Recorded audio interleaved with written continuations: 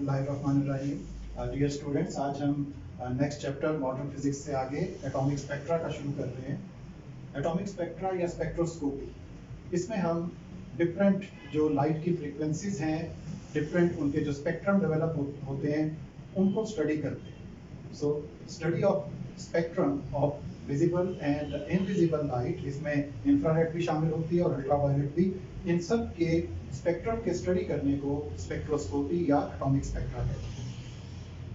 सबसे पहले आप देख लें कि स्पेक्ट्रोस्कोपी की एप्लीकेशंस क्या है। इसमें हम स्पेस साइंस को सबसे पहले लेते हैं। तो डिफरेंट जो ऑब्जेक्ट्स हैं, टेरेस्ट्रियल बड़े बड़े ऑब्जेक्ट्स हैं, गैलेक्सीज हैं, उनसे आने वाली लाइट के स्पेक्ट्रम को स्टडी करके पता चलता है कि वो हमसे कितने फासले पे है, उसका साइज क्या है।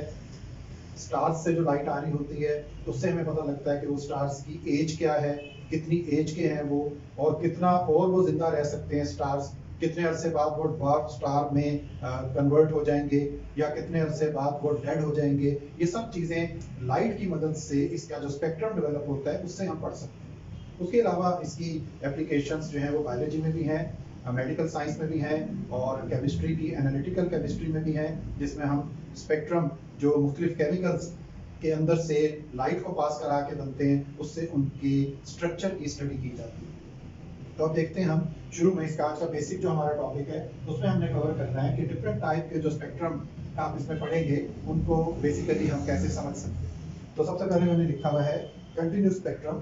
कंटिन्यूस स्पेक्ट्रम ऐसा स्पेक्ट्रम होता है जिसमें डिफरेंट लाइट फ्रीक्वेंसीज जब अपना स्पेक्ट्रम डेवलप करती हैं तो वो ओवरलैप कर जाती हैं एक दूसरे के ऊपर। जैसे हम ये कहते हैं कि रेड कलर आया स्पेक्ट्रम में, तो दूसरा कलर जो है वो रेड के खत्म होने से पहले या रेड की बाउंड्री से पहले ही स्टार्ट हो गया। इसी तरह तीसरा कलर जो है वो उसके बाद इसकी नेक्स्ट बाउंड्री खत्म होने से पहले ही स्टार्ट हो जाएगा। तो ऐसे स्पेक्ट्रम को जिसमें डिफरेंट फ्रीक्वेंसीज या वेवलेंथ्स ओवरलैप की हुई हों, ऐसे स्पेक्ट्रम को हम कहते हैं कंटिन्यूअस स्पेक्ट्रम। दूसरे स्पेक्ट्रम की टाइप वो ली जाती है बैंड स्पेक्ट्रम। बैंड स्पेक्ट्रम ऐसा स्पेक्ट्रम होता है जिसमें एक ही कलर की जो डिफरेंट फ्रीक्वेंसीज होती हैं, different frequencies of same colour वो एक जगह पे इकट्ठी होकर नजर आती हैं, फिर गैप आ जाता है। Are collected. अब जैसे हम ये कहते हैं कि ये एक, अभी तो चूंकि मार्कर मेरे पास एक ही कलर के हैं, तो ये रेड कलर का एक बैंड बना हुआ है जिसमें हो सकता है शुरू में चेरी रेड हो, बाद में डल रेड आ जाए, लेकिन वो एक ही जगह पे आपको नजर आ रही है। इसी तरह आगे जाके ब्लू कलर का बैंड अलग बन जाता है जिसमें ब्लू कलर की डिफरेंट फ्रीक्वेंसीज अलग अलग नजर आती है, लेकिन दोनों बैंड्स में गैप है। तो ऐसे स्पेक्ट्रम्स को हम बैंड स्पेक्ट्रम कहते हैं जिसमें डिफरेंट फ्रीक्वेंसीज एक ही जगह पे आपको एक बैंड के अंदर नजर आए। तीसरी टाइप स्पेक्ट्रम की जो सबसे इंपॉर्टेंट भी है वो है लाइन स्पेक्ट्रम। लाइन स्पेक्ट्रम के अंदर हर कलर की जो फ्रीक्वेंसी लाइन है वो अलग अलग बाउंड्री के अंदर होती है।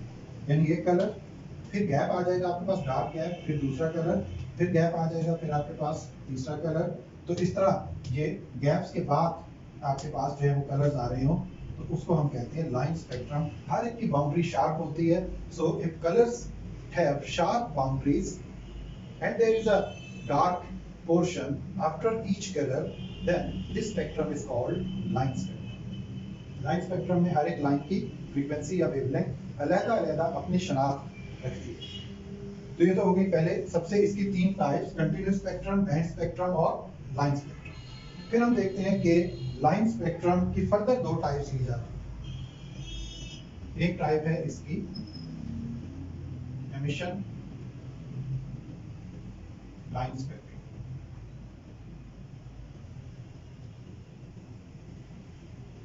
एमिशन लाइन स्पेक्ट्रम ऐसे बनता है कि अगर हम किसी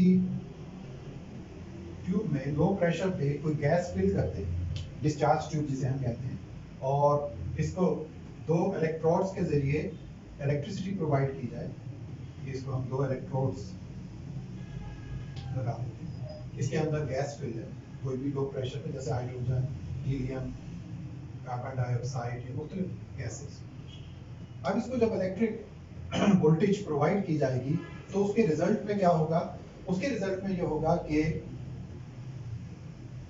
ग्राउंड स्टेट पे मौजूद जो इलेक्ट्रॉन्स हैं वो जंप करके हायर एनर्जी स्टेट्स में जाएंगे।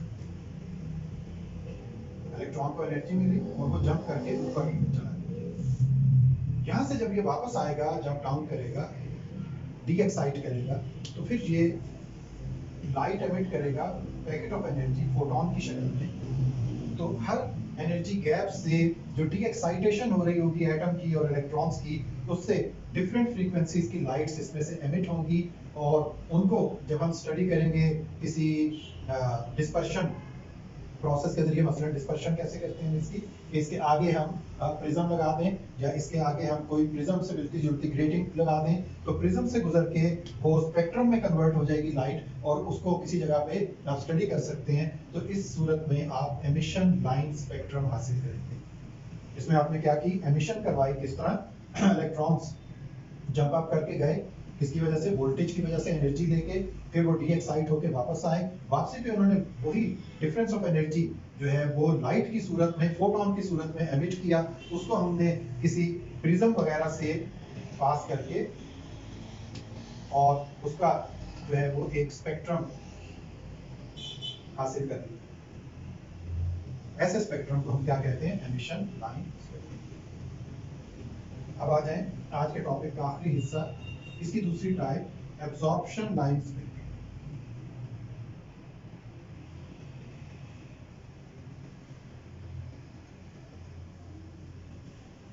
एब्जॉर्प्शन लाइन स्पेक्ट्रम ऐसे हासिल किया जाता है कि व्हाइट लाइट पहले किसी जगह पे एब्जॉर्ब हो, किसी गैस के। तो इसी तरह की हम कोई रीजन ले लेते हैं जिसमें